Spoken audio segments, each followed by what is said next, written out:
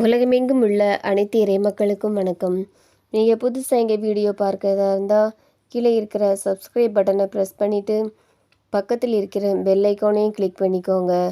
அப்போ தான் நாங்கள் புதுசாக போடுற வீடியோவோட அப்டேட் உங்களுக்கு கிடைக்கும். வாங்க இப்போ வீடியோக்குள்ளே போகலாம். பாஸ்கா காலம் 4ஆம் ஞாயிறு 11/5/2025. திருப்பலி முன்னுரை. மக்களை வேறுபாடு இன்றி வாழ்விப்பவர் நம் கடவுள். இறையேசுவில் இனியவர்களே, இன்று தாய் திரு அவையானது பாஸ்கா காலம் 4ஆம் ஞாயிறை சிறப்பித்து கொண்டிருக்கிறது. இன்றைய நாள் நல்லாயன் ஞாயிறாகவும் சிறப்பிக்கப்படுகிறது. இஸ்ராயேல் மக்கள் தங்களுக்கும் கடவுளுக்கும் உள்ள உறவை தாங்கள் வளர்க்கும் ஆடுகளோடு ஒப்புமைப்படுத்தி கடவுளை நல் ஆயனாக உருவகப்படுத்தினர்.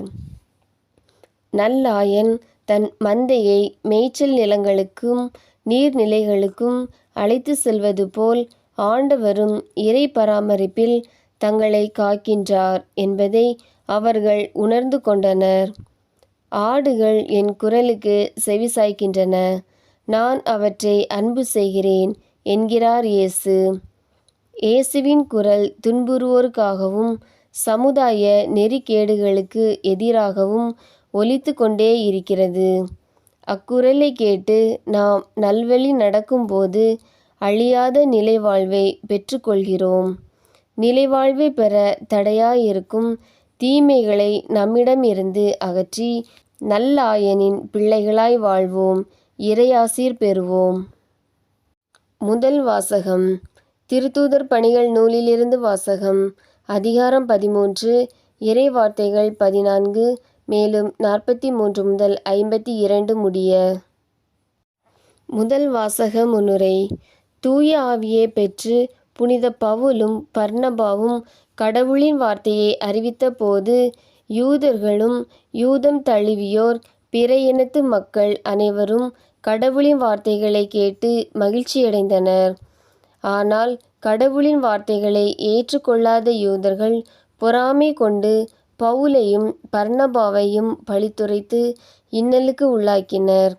பிற இனத்து மக்கள் கடவுளின் வார்த்தைகளை கேட்டு மகிழ்ச்சியடைந்ததையும் கடவுளை போற்றி புகழ்ந்ததையும் கூறும் திருத்தூதர் பணிகள் நூலின் வாசகத்தை கேட்போம்.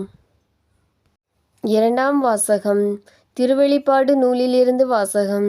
அதிகாரம் 7, இறை வார்த்தைகள் 9 மேலும் 14 முதல் 17 முடிய. இரண்டாம் வாசக முன்னுரை.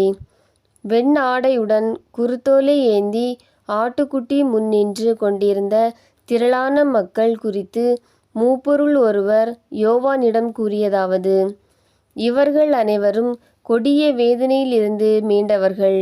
அவர்கள் தங்கள் தொங்கல் ஆடைகளை ஆட்டுக்குட்டியின் இரத்தத்தில் தோய்த்து வெண்மையாக்கி கொண்டவர்கள் என்றார்.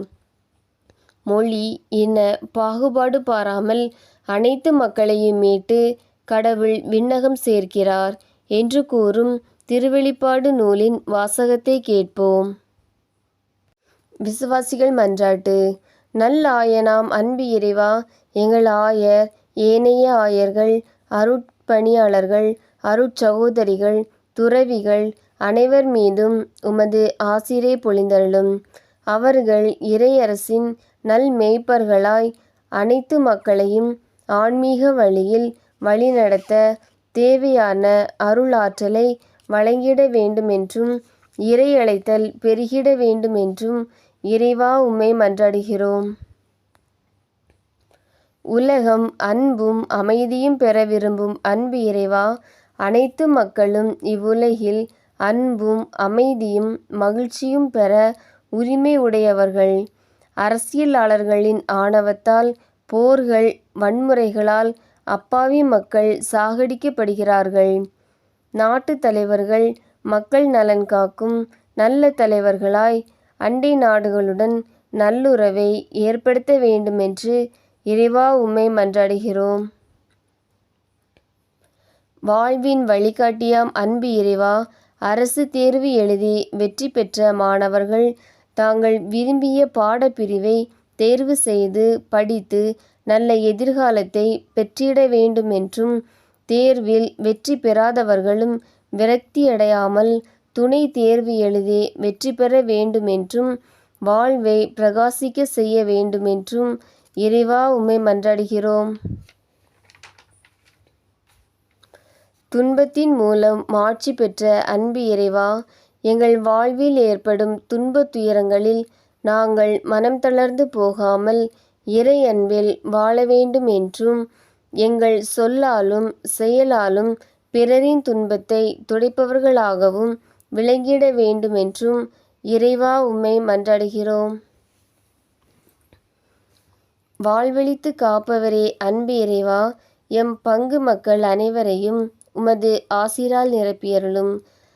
நாங்கள் பணம் பதவி இவற்றால் ஆணவம் கொள்ளாது உண்மை அன்பு நேர்மை சமத்துவம் பொறுமை என்னும் பண்புகளை வாழ்வாக்கிட வேண்டுமென்றும் அனைவருக்கும் நற்சுகமும் போதிய பொருளாதார வசதியும் தந்து காத்திட வேண்டுமென்றும் இறைவா உம்மை மன்றாடுகிறோம்.